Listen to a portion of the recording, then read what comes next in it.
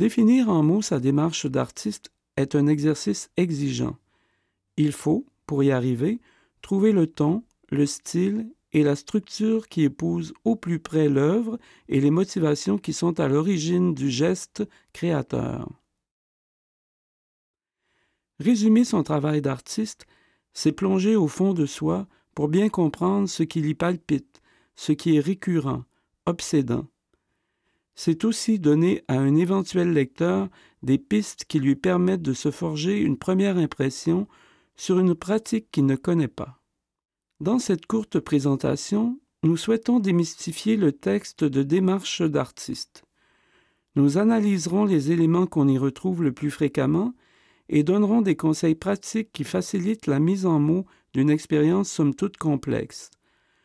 Nous nous appuierons pour cela sur l'expérience de deux artistes d'expérience, Jocelyn Philibert, dont nous présentons ici des œuvres, et Louise Payet.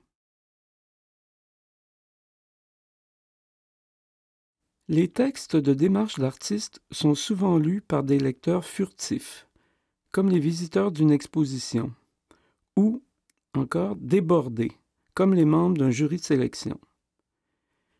Le rédacteur doit toujours garder cela en tête et redoubler d'ardeur pour créer des textes succincts, bien structurés et d'une grande lisibilité.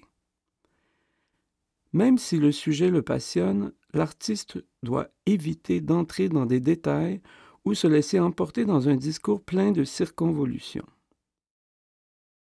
Le lecteur d'une démarche d'artiste recherche des formules qui synthétisent le propos et veut des repères clairs. Voilà pourquoi nous recommandons à l'artiste de structurer son texte en paragraphes courts, de ponctuer son discours d'intertitres éloquents et de mettre en gras certains mots-clés.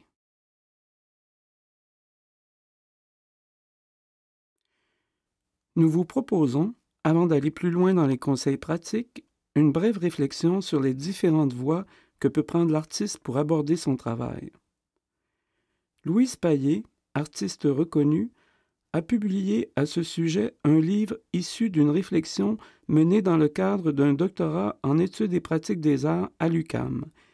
Livre, la démarche de création. Pour elle, le discours varie selon 4 points de vue que l'artiste peut prendre. 1. Le point de vue théorique, c'est-à-dire un discours distancié et analytique de l'œuvre. 2. Le discours sur la praxis, c'est-à-dire un discours concret sur sa façon de procéder dans l'atelier.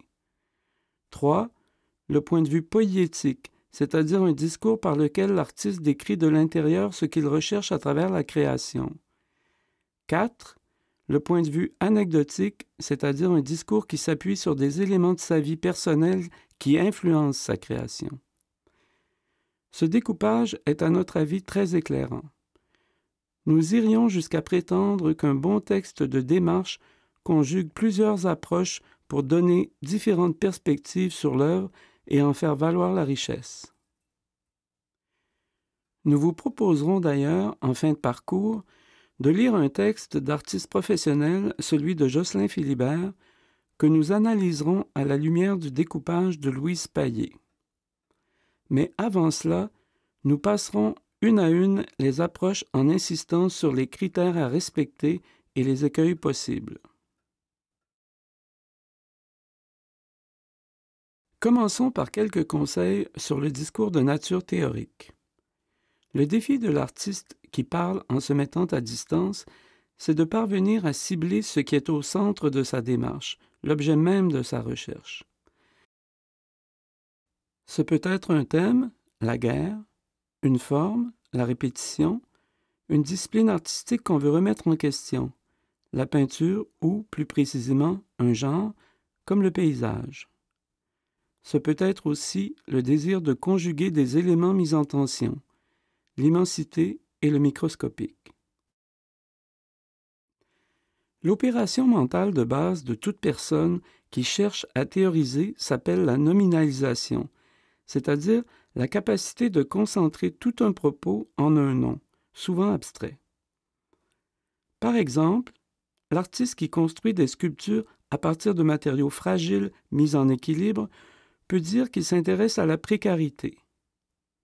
Un autre, qui fait des images étonnantes à partir de sujets ordinaires, peut dire qu'il veut témoigner de l'étrangeté du quotidien.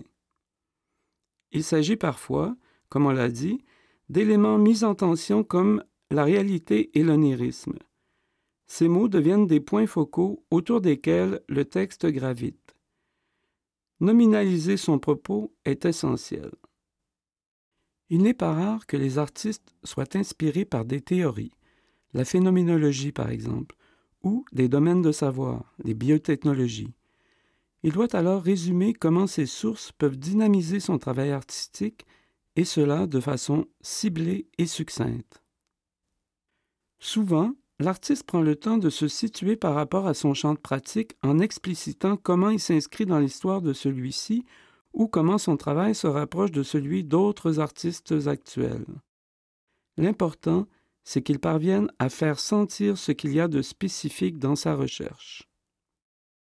L'artiste qui adopte un point de vue théorique doit s'assurer de bien contrôler les concepts qu'il avance et surtout ne pas s'appesantir. Il doit décrire la théorie de façon imagée et éviter de se perdre dans l'abstraction. Il est toujours intéressant de retrouver dans une démarche d'artiste comment l'œuvre se fait. Cependant, l'artiste doit éviter de donner des détails techniques qui ne servent pas son propos.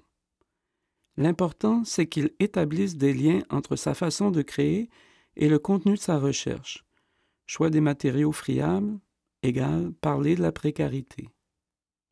L'artiste doit décrire de façon vivante et précise sa manière de faire et, surtout, cibler ce qu'elle a de singulier et même de hors norme.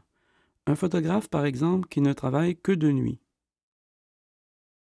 Un bon texte de démarche fait sentir que la recherche artistique est une transformation continuelle. Il est intéressant de voir comment l'artiste, pour définir le sens de la recherche, met en rapport des œuvres qu'il a faites à des moments différents. L'artiste doit communiquer, en plus de ses appuis théoriques et de son savoir-faire, ce qu'il y a d'interne dans sa recherche. Il peut le faire, par exemple, en décrivant sa façon de reconnaître intérieurement que son œuvre est réussie. Pour suggérer ses impressions ou ses émotions, il ne doit pas hésiter à utiliser des moyens littéraires, comparaisons, métaphores, antithèses, etc. L'aspect poétique permet souvent à l'artiste de dévoiler l'aspect existentiel de sa recherche et donc de nommer ce qui la fonde. S'il le désire, l'artiste peut raconter un élément de son histoire personnelle qui aide le lecteur à s'approcher de ses motivations ou à comprendre les œuvres elles-mêmes. Les aspects personnels à la source des œuvres peuvent être multiples. Questions identitaires, expériences politiques, événements traumatiques. Il faut cependant ici faire attention de ne pas s'épancher inutilement et de ne pas s'enfermer dans le narcissisme. Nous vous proposons maintenant la lecture du texte de démarche qu'a écrit Jocelyn Philibert pour le site web Punctum. Nous montrons par les couleurs que l'artiste conjugue plusieurs points de vue. En jaune, point de vue théorique, en bleu, point de vue poétique, en vert, discours sur la praxis, en gris, point de vue anecdotique. Illumination.